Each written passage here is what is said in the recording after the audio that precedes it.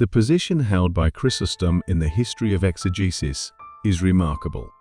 Owing to a peculiar combination of circumstances, he, more than any of the fathers, was enabled to avoid the errors alike of the allegorizing and dogmatic tendencies. The former tendency was the prevalent one in the Christian Church in the ante-Nicene period. The latter, especially in the West, became dominant during the post-Nicene period, using for its own ends the early erroneous theory. This historical position must be recognized in estimating his character as an exegete, as well as in accounting for his eminence as an interpreter of Scripture. Modern scholarship, with comparative unanimity, accords to him this eminence. It is true that one is disposed to dissent from this judgment on first reading the homilies of Chrysostom.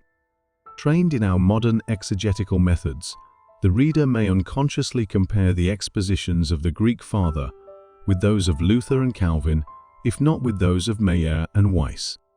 Such a comparison is, of course, an anachronism. A study of other patristic exegetes must lead to an endorsement of the prevalent opinion as to the merits of Chrysostom as an expositor. An immense mass of homiletical literature, of which he was the author, has been preserved and of course reveals very unequal results. Marks of carelessness, especially in citation, abound. The habits of the practical preacher often leads to long digressions, to elaboration of matters that at best hold only the relation of a tangent to the truth XVI of the text. Yet less than most pulpit orators does Chrysostom warp the interpretation itself to suit his homiletical purpose.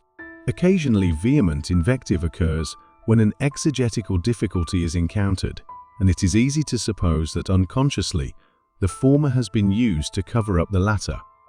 Frequently, he makes use of verbal suggestions of the Greek that have no warrant in the Hebrew text.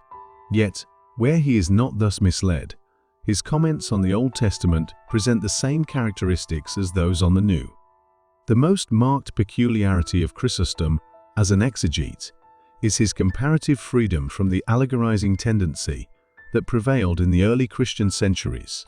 In contending with the Jews, the Christian apologists from Justin Martyr onward had inevitably followed to some extent the methods of their opponents.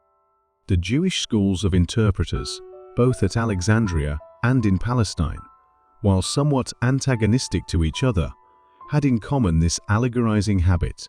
Argument about the meaning of the Old Testament necessarily fostered a similar tendency among Christian writers. Moreover, the Christian authors of the 2nd and 3rd centuries were not men of preeminent talent or acquirements.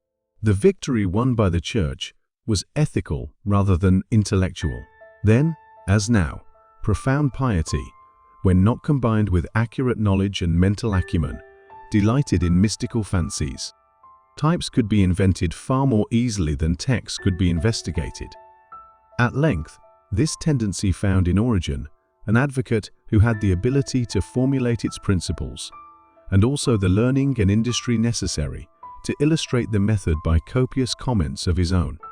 Facile princeps, as a mystical interpreter, Origen's influence is still felt, and in his own age it was dominant in exegesis. It is true, the dogmatic principle was already gaining the mastery, yet both the orthodox and their opponents made use of allegory.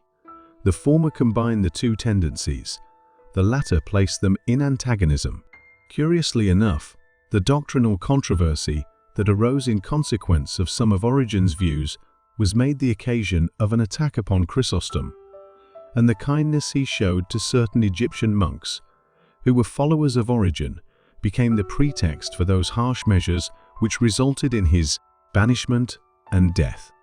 Yet Chrysostom, in his writings, shows no sympathy with the philosophic speculations of Origen, and his method as an exegete is far removed from that implied in the principles laid down by the latter.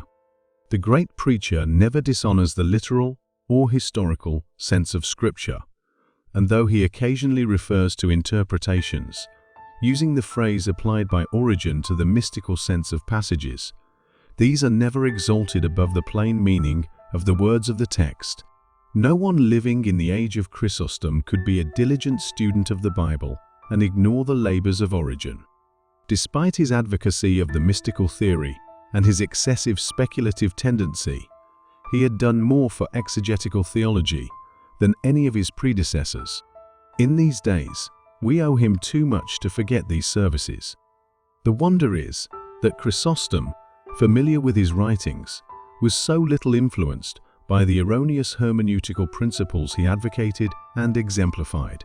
The earnest practical purpose of Chrysostom did much in preserving him from allegorizing, but his training of Antioch under Diodorus, afterwards Bishop of Tarsus, was probably still more influential for good. Diodorus is reckoned the leader of the so-called Antiochian school of exegetes. He was the first to oppose directly the false methods of Origen. It is true, the three Cappadocians, Basil the Great, his brother Gregory of Nyssa, and his friend Gregory of Nazianzen, had but a qualified admiration for the exegetical results attained by Origen, though diligent in their use of his writings. The conflicts of the period interfered, however, with any decided hermeneutical advance, the dogmatic interest of the Arian controversy still overshadowing all other theological movements.